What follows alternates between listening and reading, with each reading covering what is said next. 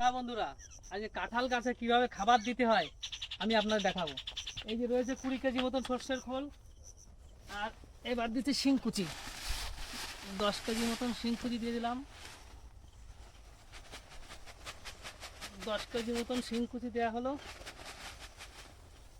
এবার হাড়গুলো দে, এই 10 কেজি মতন হাড়ের গুঁড়ো দেওয়া হলো। আর এক বলতে লাগবে রে। এটা হচ্ছে নিম খোল, 1 কেজি নিম খোল, সম্পূর্ণ জৈব, সম্পূর্ণ জৈব। 1 কেজি নিম খোল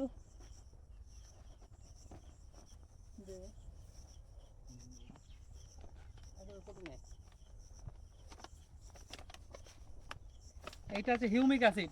এটা কোনো সার না, এটা মাটি তৈরি করে। এটা হিউমিক অ্যাসিড। এটা 1 প্যাকেট হিউমিক অ্যাসিড দেওয়া হলো।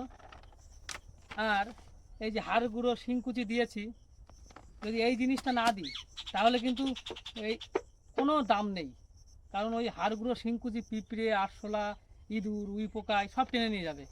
এই জন্য এটা যে ফিব্রিডনের দানা, এইটা দেওয়া হলো। আর হাড়গুঁড়ো শিংকুচি জৈব পদার্থ, তো ওইটা পচে একটা দুর্গন্ধ সৃষ্টি হয়। দুর্গন্ধ সৃষ্টি হয়ে যাওয়ার পরে ওখানে কিছু ছত্রাক ব্যাকটেরিয়া জমে। ওই জন্য এখানে একটু ফাঙ্গিসাইড দিয়ে দিলাম, ছত্রাকনাশক। এটা ফাঙ্গিসাইড দেওয়া হলো। এবার এই যে এই উপাদানগুলো ঠিকঠাকভাবে মিক্সিং করে নিতে হবে। বন্ধু এইভাবে রিং করা আছে, রিংয়ের মাঝখান থেকে খাবারগুলো দিয়ে দিতে হবে। রিংয়ের মাঝখান থেকে খাবারগুলো দিয়ে দিতে হবে, দিয়ে এইভাবে মাটি চাপা দিতে হবে যাতে খাবারগুলো স্থায়িত্ব হয়। খাবারগুলো ঠিক আছে, কোনো মতে দিলেই হবে।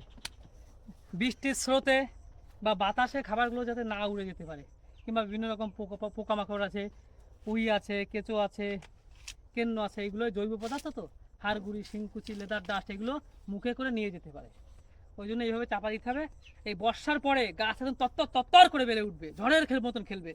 ঘন বর্ষার সময় খাবার দেবেন না, নিমঝিম নিমঝিম, হালকা রোদ, হালকা বর্ষা, তখন খাবার দেবেন।